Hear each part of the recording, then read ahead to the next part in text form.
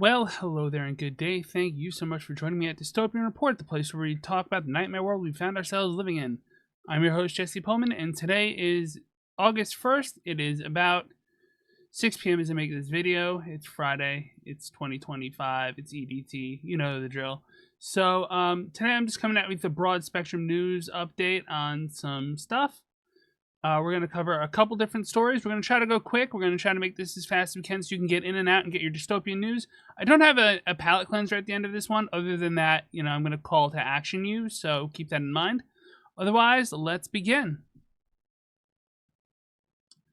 First and foremost, we have Trump fires Commissioner of Labor Statistics after weaker than expected jobs figures slam markets. So the stock market dropped like a rock today, if you didn't already know that. And it dropped like a rock because the preliminary numbers that we had from May and June turned out to be not really great numbers, and the numbers were like a tenth of that. And guess what happened?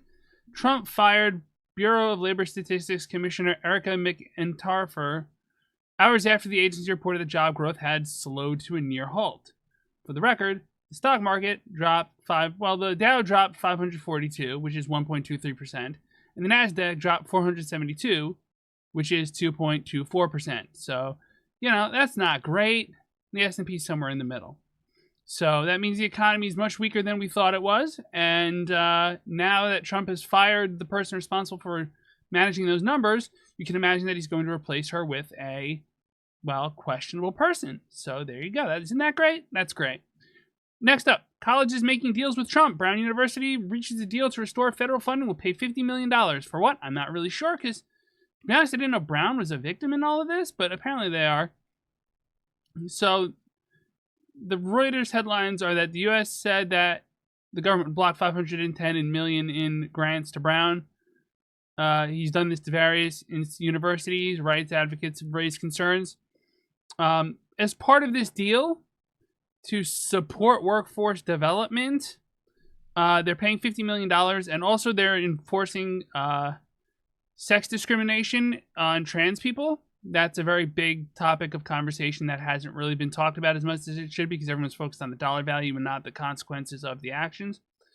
Colombia, not to be outdone, agreed to a $200 million settlement.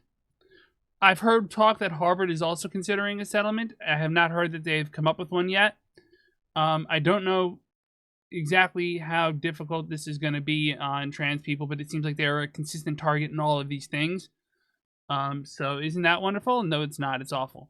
Next up, Trump's impeachments have been removed from a Smithsonian exhibit. For now, the Smithsonian National Museum of American History has removed references to President Trump's 2 first-term impeachments from an exhibit following a review. I wonder who did the review. So we're rewriting history. It's the Ministry of Truth. We're not surprised. We're just pissed off. And finally, and probably the most devastating of all of these, believe it or not, to the broader public as a whole, as a country, is the Corporation of Public Broadcasting has addressed operations following the loss of federal funding. The CPB announced today that it will begin an orderly wind down of its operations following the passage of a federal rescissions package and the release of the Senate Appropriation Committee's FY 2026 Labor, Health and Human Services, Education, and Related Agencies Appropriations Bill, which excludes funding for CPB for the first time in more than 5 decades. What that means is that the Corporation for Public Broadcasting is going to be gone. That's a terrible thing. Have we been made great again yet? So, for a lot of these things, there's not much I can tell you to go do right now, right? There's not a lot of things I can tell you that, hey, this is the thing you can do to go change this right now. Obviously, raise your outrage at your Congress people for allowing such a budget to pass, but I have a feeling Trump would oppose to any restoration of funding in 2027 should Democrats retake the House and the Senate. And I suppose they won't have a veto-proof majority with that. I don't know. A lot of this is just stuff that's baked into what happens when Trump wins a trifecta. It's that simple. This is what happens when fascism wins. And this is why some people were making a very strong argument before the election that maybe we shouldn't let that happen under any circumstances because we may not be able to get out of it this time. But, such is life. Stock market's falling apart. The job market's falling apart. The independence of universities is being shot down. Trump's impeachments are being bleached out of history, and public broadcasting is being shut down so impartial information won't be reaching people. It's a shame, but obviously yell at your congresspeople, obviously yell at everyone else, and look for your next protest.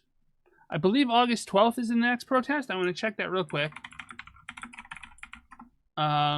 Unite the Right rally is coming up. That was August 12th, and that was years ago. Maybe August 2nd is what I'm thinking of. This is the part where I'm riffing a little bit. Rage Against the Regime. Yes, Rage Against the Regime protests.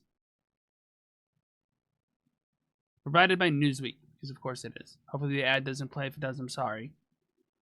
Plans for a series of demonstrations dubbed Rage Against the Regime have been expanded across the nation in advance of their August 2nd date. That's tomorrow. It's like you can act on this now. Anyway, yeah, go protest. I'm not saying it's much. I'm not saying it's a cure-all. I'm not saying I can be there because I'm still recovering from my neck surgery. That's why this week's video is late. I was doing physical therapy for the first week and it just beat the daylights out of me, so I had to just rest up. But if there's a protest near you, check the usual websites. There'll be a link in the description. And you can go protest and make a sign that says, restore funding to CBP or whatever. Anyway, I want to thank you all so much for joining me. If you enjoyed this episode or found it useful anyway, please hit the like, share, subscribe, friend, follow, or whatever buttons. We're really trying to hit 100 subscribers by the end of the year. That would be a great goal. We're already in August. We're at 88. We're doing well. Otherwise, thank you all so much for joining me and as always on this channel. Pieces.